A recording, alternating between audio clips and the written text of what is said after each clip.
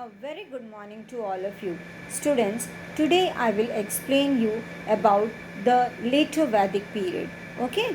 Because in the previous session I have explained you all about early Vedic period, isn't it? So let's begin with the later Vedic period. Actually, this later Vedic period was started from 1000 BC to 600 BC. The dates are very much important. So you all have to remember the date. Okay? So the later Vedic period extended from 1000 BC to 600 BC, and most of the information we get about this period or about the early Vedic period, we get most of the information we get from the sources like three books, that is Yajurveda, Samaveda and Atharveda are the three books through which we get lot of information about the later Vedic period. Students, have you remember I told you that we are having four Vedas, and now I am telling you only about the three Vedas, isn't it? We are having four Vedas, that is Rig Veda, Samaveda, Yajurveda and Atharveda. Okay, and Rig Veda, which was the first Veda and the oldest Veda, it gives lot of information about the early Vedic period. It only gives information about the early Vedic period, and because the other three Vedas it was written in the later time, that means after Rig Vedic period. That is why lot of information about the later Vedic period we get from the other three Vedas, that is Samaveda, Yajurveda and Atharveda. These three books give lot of information about the later Vedic period because it was written later. Okay, and there was various other important book also which was written at later Vedic period, that was Puranas and Upanishad. Okay, so all these book actually gives lot of information of the people of that time.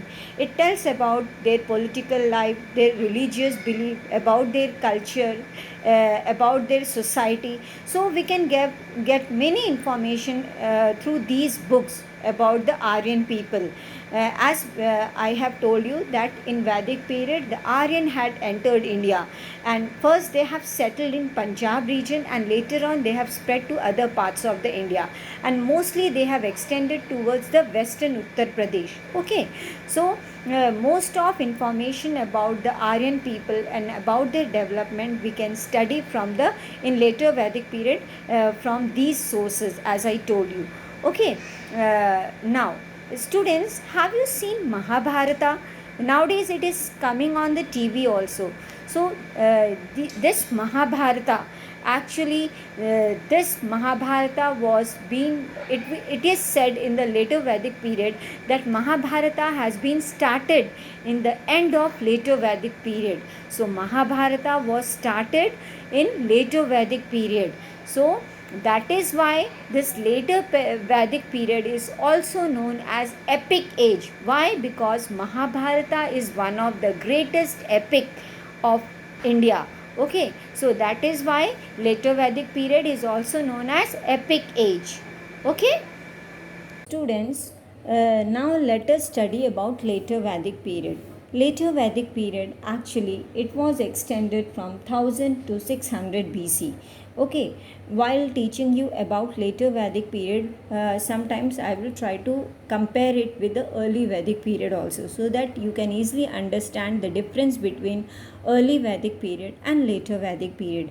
Okay, so we have seen that under the early Vedic period the technology was not so much advanced. Recently they have discovered iron. Now at the end of early Vedic period and in the later Vedic period, because of the discovery of iron, the technology has been advanced.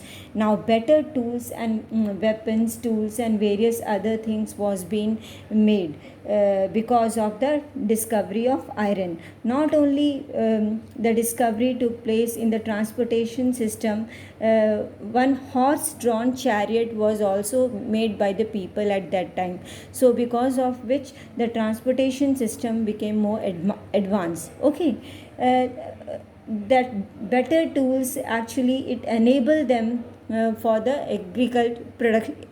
Because of the better tools, you can say, it enables the more production of agriculture, because in agriculture field also various advanced technological method was being started by the people at that time, and they have used that technological advancement in agriculture production also, and because of which the production has increased.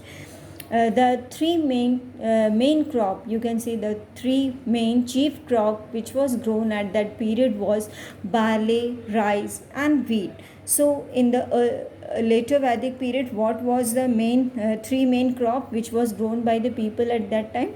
That was barley, rice and wheat. These three were the main crop which was grown by the people of later Vedic period. Okay.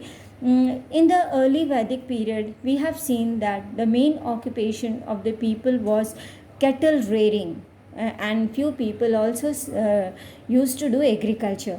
But if we'll compare in this later Vedic period, agriculture was the main business, or you can say the work which was done by the people. Not only agriculture, people also started doing various other activities. That means they became very much advanced in art and craft. Variety of, you can say, various other business was being started by the people, like art and craft. Many people used to do the weaving work, leather work was also being started, pottery, carpentry. These were the few works which was being done by the people at that time. So because of all these work, that means you can say that people were engaged in various other types of work under this later Vedic period, and because of which it had progressed a lot under this later Vedic period. Comparative to early Vedic period, later Vedic period have seen more advancement in everything, in technology, in agriculture production, and even in the business. Okay. Now let us see how was the administration of the people of that time. Students, now let me explain you about the administration of the later Vedic period. If we'll see the administration, actually under this later Vedic period, the king became more powerful. Under later Vedic period. Actually, if we'll see the early Vedic period, if we'll compare, there was no king, there was Rajan. Okay, and Rajan was the person who was more experienced person and senior most member of the group, isn't it? But here there is no Rajan here. There was the kingship, and the kingship was hereditary under this later Vedic period. That means king's son will become the king again, and again his son will become the king. So the kingship became hereditary under this later Vedic period. And we have seen about two assembly in early Vedic period, isn't it? Sabha and Samiti. Actually, all the decision was actually done under this Sabha and Samiti itself in early Vedic period. But in later Vedic period, if you'll see, the Sabha and Samiti has declined its position. Now there was no assembly in later Vedic period. Gradually, you can say that kingship became more powerful and strengthened. Why? Because it became hereditary. This is one of the reason why the king became more powerful, because it became hereditary. Not only that, in later Vedic period, the king used to show his position or strength, show his strength by performing yagyas and sacrifice. Do you know, in ancient time, all the rajas or the king used to do yagyas and sacrifice in order to show his bravery. Okay, so have you heard about Ashwamedha Yag in Ramayana? Okay, under this Ashwa, that means horse, is to be released by the king in order to fight with the other Raja. Okay, so this is how if a person is very much brave, then only he can release the horse for the fighting. So it shows that the king is very much brave. And various sacrifice used to be done. That means Bali used to be given by the king. Only the powerful king can give this sacrifice. So in order to show the powerness of the king, at that time the king used to perform yagyas and sacrifice. Okay, and gradually if you will see, in order to increase the power and prestige of the king also started collecting taxes, because if the king has lot of money, then his treasury will be fulfilled, isn't it? And because of wealth also, the king position will increase, isn't it? So the king had started collecting taxes from the common people at that time. Do you know, in a later Vedic period, there was king. The kingship was hereditary. Various other things we have seen. The king had used to take the taxes, but there was no army for the help of the king. So there was no regular army with the king. Why? Because actually the common people used to fight for the king at that time. So there was no regular army. He still has to depend upon the people in times of war. So their own common people used to fight for the king at that time. So you can say that there was no army under later Vedic period. Students, now let me explain you about the Varna system. Under this Varna system, actually I have explained this Varna system in the early Vedic period also. Actually, under Varna system, if we'll compare early Vedic period, the Varna system was not hereditary, but under later Vedic period, Varna system became hereditary.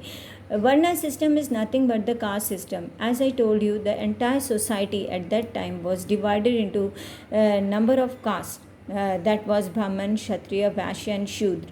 So these different castes is actually known as Varnas. So under this social order, if you'll see, the society was again divided into 4 different Varnas in the later Vedic period also. Now this Varna system or the caste system was it became hereditary, but in early Vedic period it was not hereditary, but in later Vedic period the Varna system became hereditary. And that means, what do you mean by hereditary? As I told you, Brahmana's son will become again Brahmana, and Kshatriya, if a person is Raja, then his son will become Raja, and again his son will become a Raja. This is the hereditary position. If a Shudra, suppose this is the last group in the society, which are these people are very much exploited group. That means they are discarded from the society. They were not given any privileges and power in the society. They used to serve the upper caste group, isn't it? So their condition was actually very critical. Whose condition? Shudra's condition was very much critical at that time. So if Shudra wanted to make his son as a doctor, he can't make his son as a doctor. Why? Because he was not allowed to send his son to the school, because Shudras were not allowed to go to school. They cannot drink water from the common people well. They cannot sit in the train also. They used to live in the outside of the villages. Why? Because they were untouchables. They are thought to be untouchable people. Nobody used to touch them. So their condition was very much critical. Okay. As in early Vedic period, I have explained you about all these concepts. That means, who are Brahmanas? So Brahmanas were the teacher, guru and scholar. Okay. What was their work? They used to do all the religious, and education was actually controlled by them. And who was Kshatriyas? Kshatriyas were the warrior group, or you can say Raja. They used to supervise the administration. Okay. And what is Vaishyas? Vaishyas were the business class people. Actually, they used to look after the agriculture, craft and trade. Okay. And Shudra, as I told you, was the bottom of the social order, and they were the deprived section. They were exploited, and their work was to serve the other people in their household work. Okay. So, or clean the gutter, or cleaning was the main activity of the Shudras. Okay. And their position was very critical in the society. If we'll see under this how was as the social order, if we'll see at the end of this later Vedic period, the society was being divided into 4 ashrams. So let us see about the 4 ashram. If we'll see the life of the human, the life of the human can be divided into 4 stages, or you can say there is a long journey of man life according to Vedic age. Okay, so brahmacharya was the first stage of under this 4 ashram. We are having 4 different ashram. That is, first one is brahmacharya, second is grihastha, third is vanaprastha, and fourth is sannyasa. So one by one I will explain you what is brahmacharya, grihastha, vanaprastha and sannyasa. These are the 4 stages of human life under later Vedic period. Okay, under this Brahmana, this is one of the student life. Okay, so this is the first stage of human where the student life is to be maintained by the people.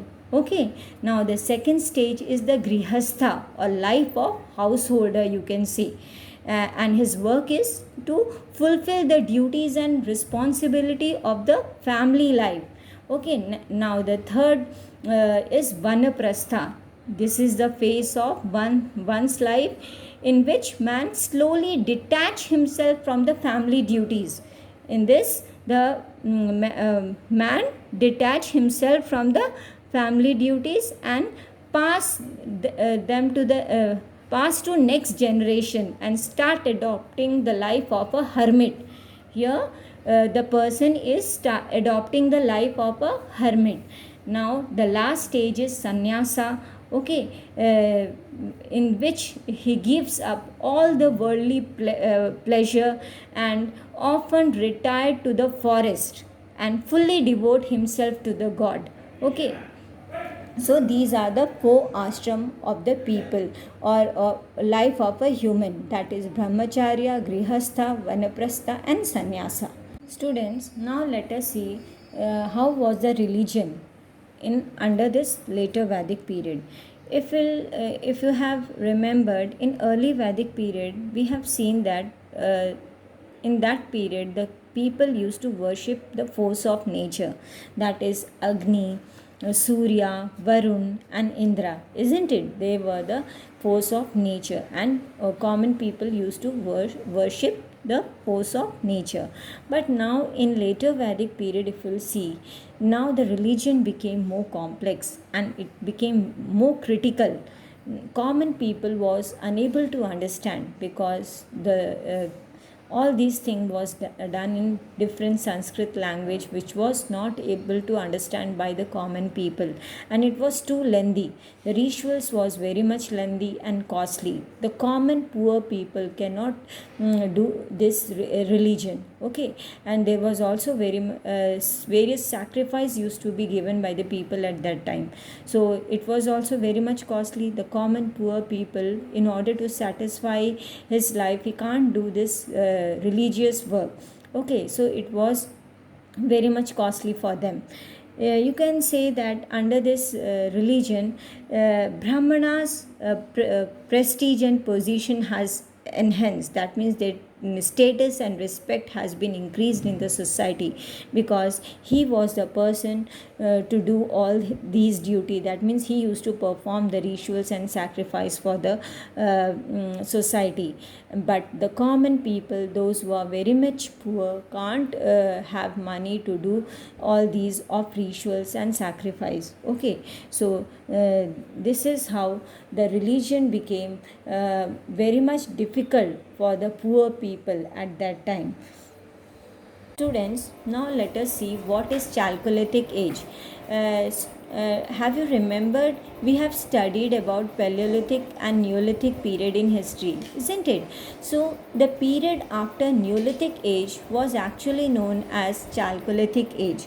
Okay, so historically the period after Neolithic age, which age came? That was the Chalcolithic age.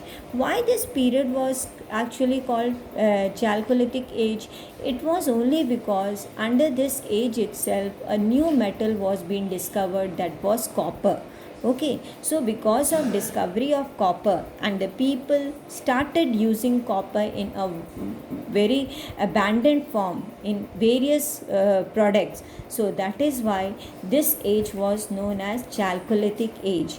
Do you know, students, people at that time, they used to construct their houses in two different shapes. That was the rectangular shape and the circular shape. Okay, so the houses which was made by the people at that time was in two shape, rectangular shape and circular shape, and these houses was actually made with the mud.